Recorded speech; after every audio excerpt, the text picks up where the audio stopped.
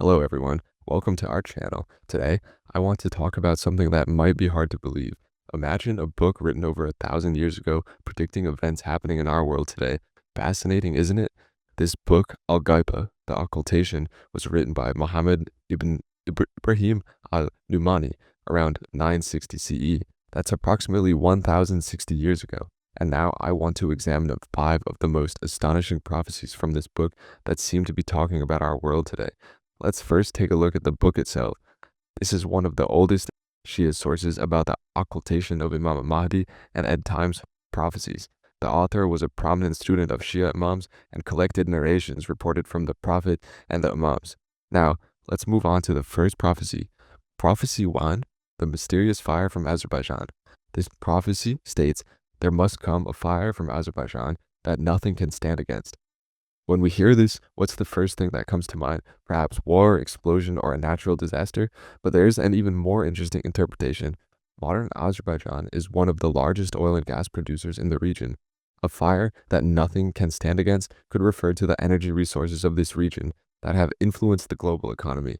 Even more interesting, the prophecy continues, when this happens, stay in your homes until our awaited one moves.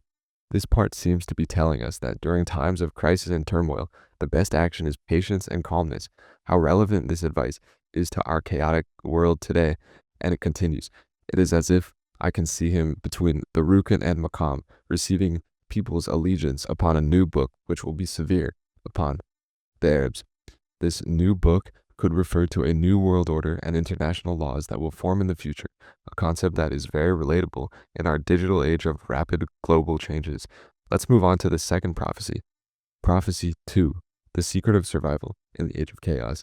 This prophecy is actually a complete guidebook for living in turbulent times. It says, I advise you to fear Allah, to stay in your home, and to remain among the common people. Beware of the Khawarij extremists, for they are not upon anything, nor heading toward anything.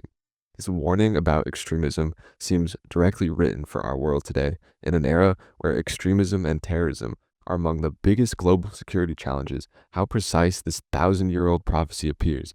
And it continues, know that no group will rise to remove oppression or strengthen religion, except that death and calamity will strike them down until a group rises who witness bother with the messenger of Allah. When asked who these people are, the answer is the angels. This section tells us that premature efforts to reform the world will fail, and real change requires supernatural assistance, a profound concept that exists in various forms across many cultures and religions worldwide. Now let's move to the third prophecy. Prophecy 3, the danger of haste and impatience. This prophecy begins with a powerful short statement. The Mahdi are destroyed.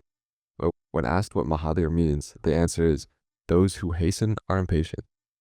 In today's world, where everything is changing at a dizzying pace and the right now culture dominates everything, how thought-provoking is this 1,000-year-old warning about the dangers of haste and impatience? And it continues, the patient ones will be saved, and the fortress will remain firm on its stakes. Be like saddle blankets in your homes, remain still and patient, for the dust falls upon those who stir it up. The phrase, dust falls upon those who stir it up, reminds us of the law of cause and effect, or karma, in various cultures, a universal concept that exists in many philosophies and religions. Let's move to the fourth prophecy. Prophecy 4, the 313 chosen ones.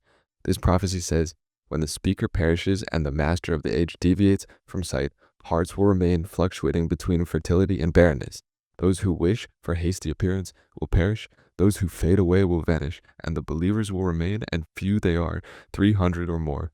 This reference to a small group, about 313 people, who will have a global impact, reminds us of the effective minority theory in modern sociology, that small but committed groups can create significant changes.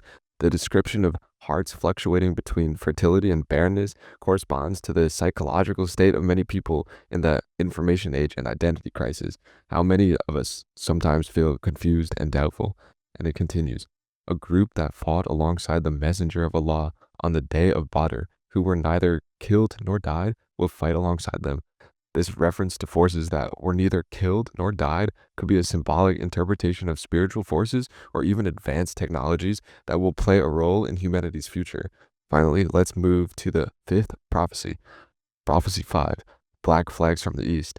This prophecy says, Abin and I entered upon Abu Abdullah when the black flags appeared in Khorasan. We asked, what do you think about this? He said, stay in your homes, and when you see us having gathered around a man, then rise up and come to us with weapons. In recent decades, various groups with black flags have emerged from the eastern region of the Islamic world, a phenomenon that has attracted global attention. Show map of ancient Khorasan and the eastern region of the Islamic world. Khorasan, in ancient texts, referred to a vast region in the eastern Islamic world that today includes parts of Iran, Afghanistan, Turkmenistan, and Uzbekistan. This prophecy warns us not to follow every flag and claim, a warning that is extremely valuable in the age of misinformation and false charismatic leaders, and it emphasizes that one should only act when credible and recognize leaders and gather around an individual, a concept that aligns with modern verification and confirmation of reliable sources. So friends, these were 5 amazing prophecies from a book over 1,000 years old that seems to be talking about our world today. These prophecies, beyond religious and cultural boundaries, have universal lessons for all of us. First, the value of strategic patience in a world where everything is changing rapidly. Second, a warning about extremism and false leaders. Third, a reminder that great changes often begin with small but committed groups. Fourth, the importance of distinguishing real signs from false ones in the age of misinformation. And fifth, a reminder of the spiritual dimension of historical transformations, a dimension often overlooked in contemporary materialistic analyses. If you enjoyed this video, please like it and subscribe to our channel for more amazing prophecies from ancient books. In our next video, we'll explore prophecies from the book Al-Ghaybah al-Tusi, which contains strange predictions about modern technologies and global communications. Until then, goodbye.